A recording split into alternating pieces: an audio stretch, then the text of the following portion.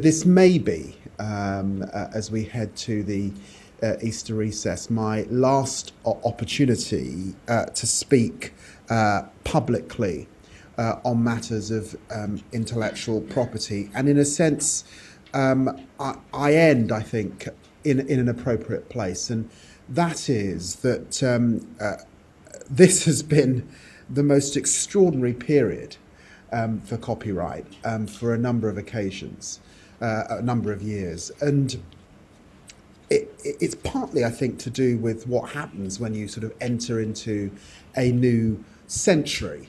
It's certainly to do with huge technological change and huge change in behaviour, I think, from citizens as consumers. And therefore, in a sense, and I say this not just as Minister with Responsibility for Intellectual Property, but also as a former Minister for Culture, it is important that we take the opportunity to re-examine or think about moral rights in this new age, an age in which the potential for citizens to be more creative means that we need to truly understand the balance at this time. So it is a period in which 21st century technologies are giving ordinary people wider and more frequent choices than they ever had before. And in a sense, increasingly, it is they who have the power to decide what is fair and what isn't. And I think that that is a good thing. I've said before, and I'll say again, that questions of what we need from a modern rights system cannot, I believe, in the 21st century be seen as solely the province of lawyers or bureaucrats. It has to be an area that requires public discourse as well, and therefore puts the individual consumer also as an equal player at the table. In that sense, it is now time to ensure that this topic is more democratized than it's been previously. And that's why I've not only promoted the debate, but I've also tried to steer it towards the big questions. What is the use of copyright? How well is it working? Are changes needed?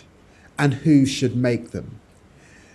Now, 300 years ago, when this country created the world's first copyright law, the Statute of Anne, we were concerned about principally economic rights. Who can copy an author's books and who gets paid for it? We have as a nation come to see that copyright involves more interests than those of just economic stakeholders. Every one of us has a stake in it. The student who wants to access materials for his or her presentations, the commuter who wants to put her favourite music on her iPod, on the tube, the DJ who wants to use mashups as part of his set. And this interest is likely to grow as new technologies and means of communication grow in importance and enable us to encounter these new uses of creative content. But in the current debate on the future of copyright, we must not lose sight then of creators and artists, the lifeblood of our vibrant culture and our creative industries. And we should not underestimate their contribution to our national wealth and well-being.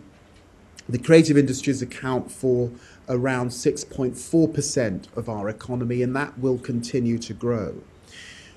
So copyright isn't just about making money from creative works, important of course though that is to many people and to our economy. It's also about deeper issues of creativity, identity, and control.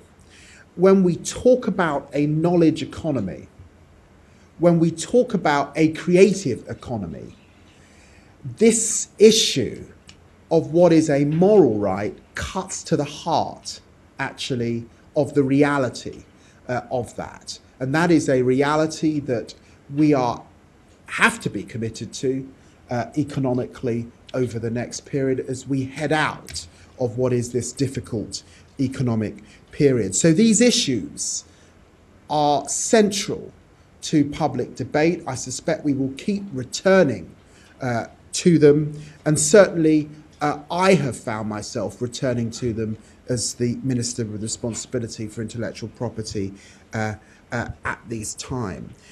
And if you think these issues don't affect all of us, then of course you should think again. We are all creators now. I create when I post on my website. You create when you post a note on your Facebook wall. We create when we tweet to each other. For creators, copyright serves in a sense two purposes. It ensures that they can require payment for their work, but also protects the moral stake that they have in it.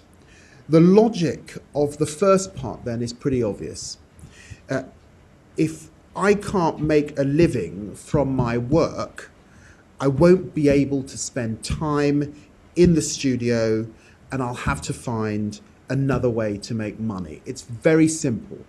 And as Arts Minister, I heard that clarion call on a number of occasions, and I see some of the people in this room who made that point to me. I'm thinking very definitely of the Musicians' Union when I say that.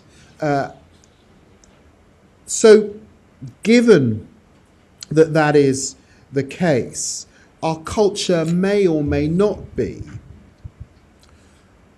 poorer as a result if we don't allow the room for that creativity and recognise that creativity as well as the choices that may require the taxpayer and the consumer to gain as a result of that decision. And consumers understand this. Yet for many, of course, in the modern age, the temptation of free content now, for example, with online file sharing, is stronger than any concerns about the long-term impact on artists or on content quality.